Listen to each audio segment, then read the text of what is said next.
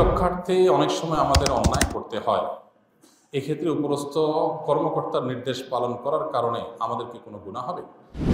ভাইরা আমাদের অনেক ভাইরা আছেন যারা মনে করেন যে আমি তো আমার ডিউটি পালন করছি, আমি আর কি করব, আমি তো উপরস্থ বস বা কর্মকর্তার নির্দেশ রক্ষা করছি, আমি নিজে থেকে তো কোনো অন্যায় করছি না, অতএব এটার জন্য বোধহয় আমার কোনো দায় থাকবে না। পরিষ্কারভাবে তারা শুনে রাখেন, আল্লাহ রাব্বুল আলামিনের কাছে নির্দেশদাতার অপরাধের যেরকম বিচার হবে, নির্দেশ তামিল করে যিনি অন্যায় করেছেন, অপরাধ করেছেন, বাস্তবায়ন করেছেন, তারাও আল্লাহ তাআলা কি করবেন? বিচার করবেন।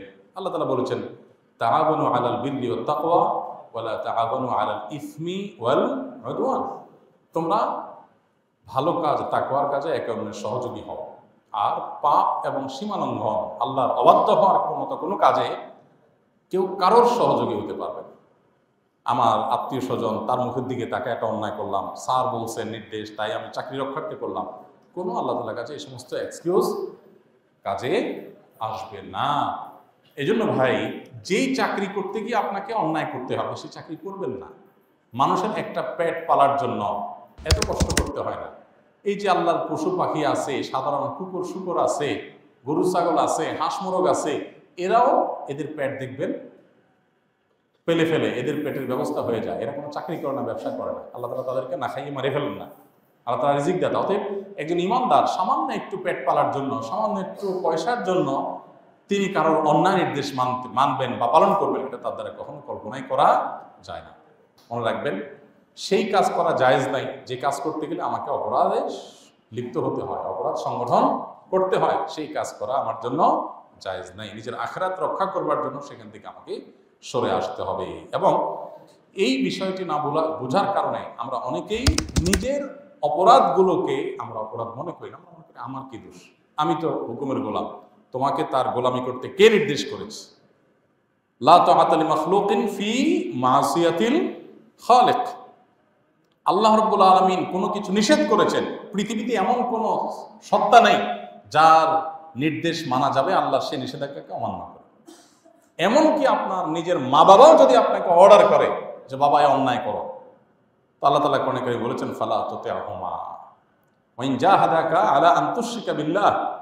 আল্লাহর সাথে শরীক করো এই নির্দেশ যদি বাপ মাও দেয়, যে কোনো অন্যায়ের কথা যদি বাপ মাও বলে, তাহলে ফালা তুতি'হুমা, তাদের ওই কথার অনুসরণ করা যাবে না, ওই কথা মানা যাবে না। অতএব বস তো বস, চাকরি তো চাকরি, জন্মদাতা মা বাবা যদি অন্যায় করতে বলো সেটা করা যাবে না। বিধায় আপনি হুকুমের গোলাম, আমি অর্ডার তামিল করেছি, এই কথা বলে আল্লাহর কাছে পার পাবেন না। আল্লাহ তাআলা আমাদের সবাইকে সবসময় সততার উপরে, নিষ্ঠার উপরে পরিচালিত করার নিজেদেরকে আল্লাহ তাআলা তৌফিক দান করুন, এবং সব ধরনের অন্যায়, সব ধরনের অবিচার, সব ধরনের জুলুম, সব ধরনের গুনাহের কাজ, পাপের কাজ, এটা থেকে বেঁচে থাকতে হবে। আমাদের অনেক ভাইরা আছেন ছোট ছোট চাকরি করেন, স্যার মদ খাবেন, নিজে মদ খায় না, স্যারের মদের বোতলটা গাড়ি থেকে এনে দিতে হয়।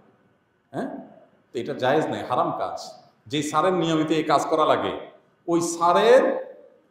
ওই স্যারের চাকরি ছেড়ে দিয়ে প্রয়োজনে রিক্সা চালাবেন, প্রয়োজনে অন্য কিছু করবেন। আমি জানি এই পৃথিবীটা বড় সংকীর্ণ হয়ে আসছে। আজকে এক ভাইয়ের একটা লম্বা চিঠি পড়লাম, দুঃখ করে লিখছেন যে আমি হেদায়েতের পথে আসছি বেশি দিন হয় নাই, এখন দেখি পায়ের তলায় মাটি নেই, সৎভাবে ব্যবসা করতে গেলে যান বাঁচে না এমন অবস্থা। কারণ সৎ অসৎ ব্যবসায়ী, এদের মধ্যে একজন সততার সাথে থাকতে গেলে তার জিনিসের দাম বেশি হয়, মানুষ বেশি দিয়ে কিনতে চায় না, নানামুখী বাধা আসে।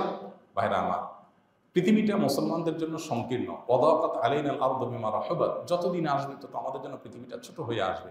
যেখানে যাব অন্যায় অনাচার, এটা করা যাবে না, ওইটা করা যাবে না, এটা কিয়ামতের লক্ষণ। এই সময়গুলোতে কোনো রকম যান বাঁচিয়ে জীবনটা পার করে দিতে হবে, তারপর সততার সাথে কোনো প্রকার কম্প্রোমাইজ করা যাবে না। তো যেই স্যারের চাকরি করতে গিয়ে আমার নিয়মিত অন্যায় করতে হয়, একটা হলো যে কখনো কোনো কারণে হয়ে গেছে, ফেসে গেছি, ভিন্ন কথা, কিন্তু আমাকে এই কাজটাই করতে হয়, অন্যায় করতে হয়, তাহলে সেই কাজ আমার জন্য করা জায়েজ নাই। ইমানদার না খায়ে থাকবে, তারপর অন্যায় করবে না। আল্লাহ আমাদের সেরকম ইমানদার হওয়ার তৌফিক দান করুন।